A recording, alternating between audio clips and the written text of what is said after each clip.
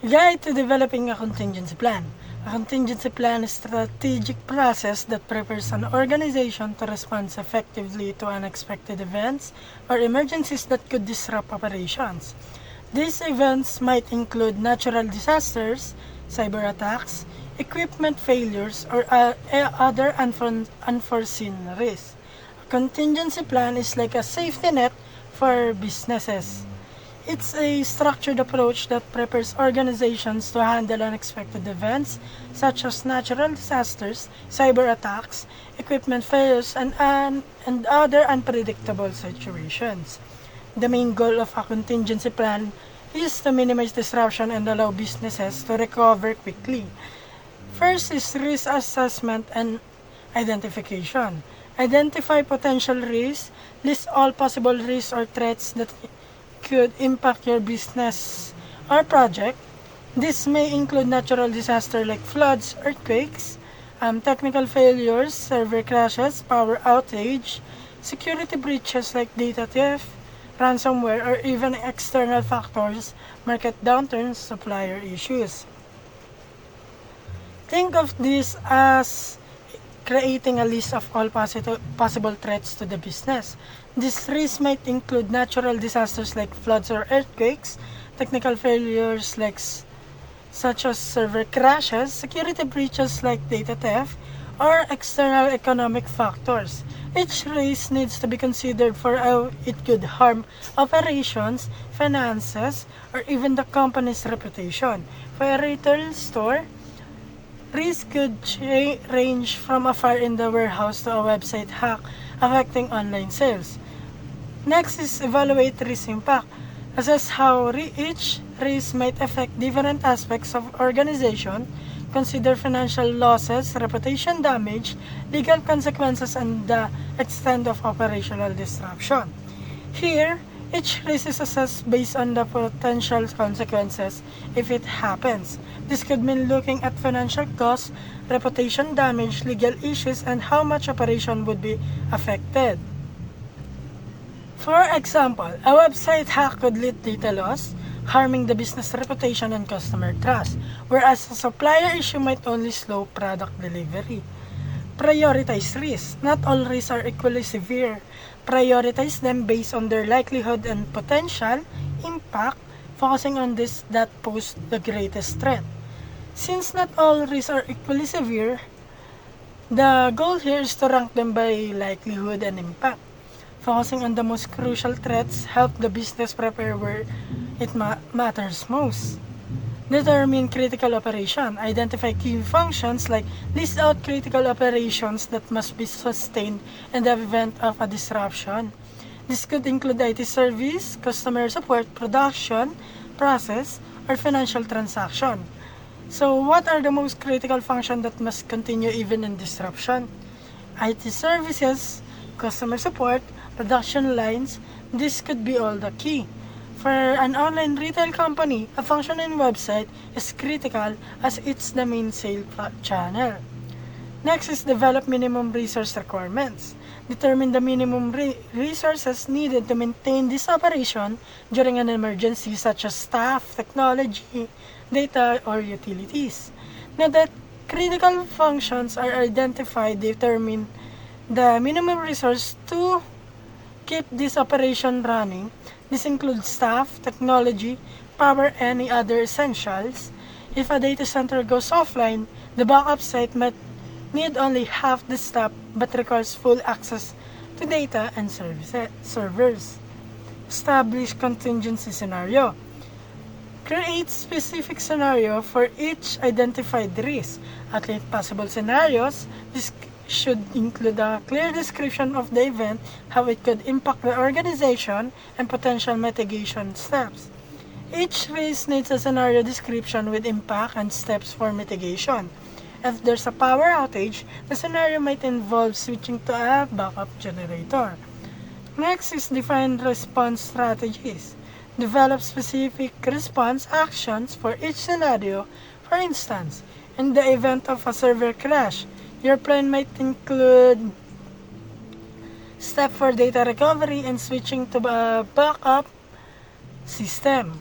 Develop concrete actions. For example, if service go down, the plan should include data recovery and switching to a backup. For example, for a power outage, staff could shift to a backup location while IT switches to cloud systems.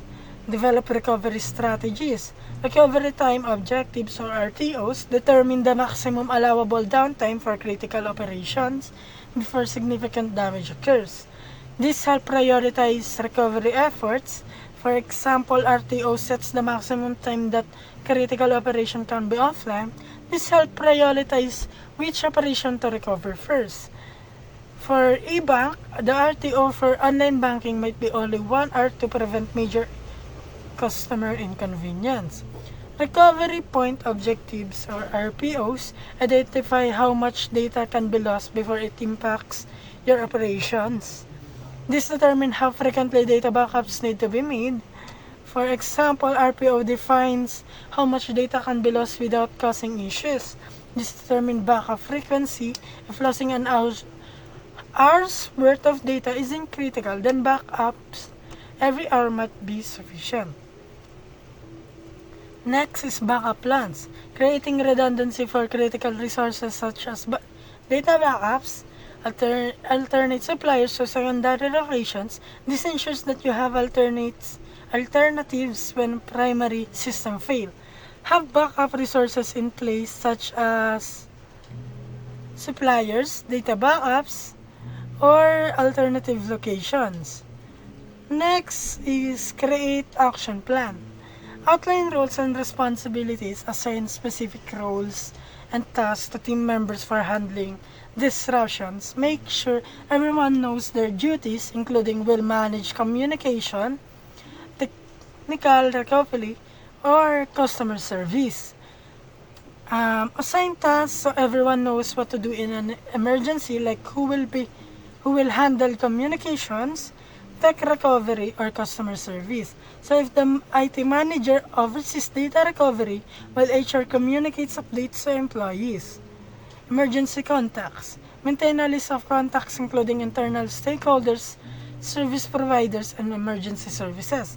This ensures that help can be called in quickly. Keep a list of contacts for internal and external support. The list might include key staff, service providers, and emergency responders. Next is test and train. Simulate scenarios. Conduct regular drills to test your contingency plan.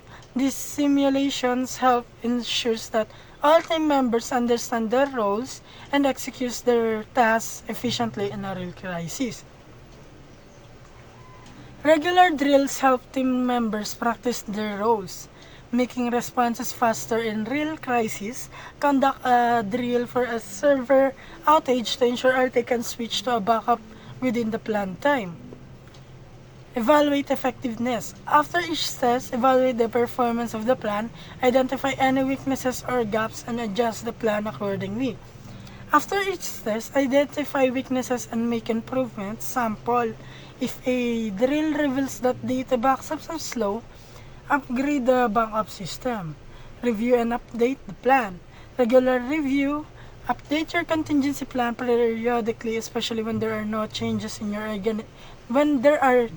your organizations, technology, or environment. A plan should evolve alongside the business. Update the plan when business conditions change, such as adopting new technology or facing new risks. After installing a new security software, update the cyber attack responses. Learn from experience.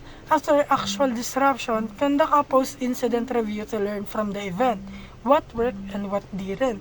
Use this feedback to improve future contingency planning. When real incidents happen, review how the plan performed and refine it.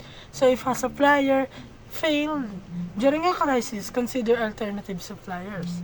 Documentation and accessibility. Write detailed document outlining the contingency plan, including all the identified risks, response strategies, and roles. Clear documentation is vital for easy access and understanding. Write out a full contingency plan, including risks, roles, and responses. Accessible copies. Ensure that copies of the plan are easily accessible by key personnel both on-site and off-site. Store the document in a secure backup location to avoid losing it during a disruption. Ensure that key personnel can access the plan both on-site and off-site. Store a secure backup digital copy that manager can access remotely.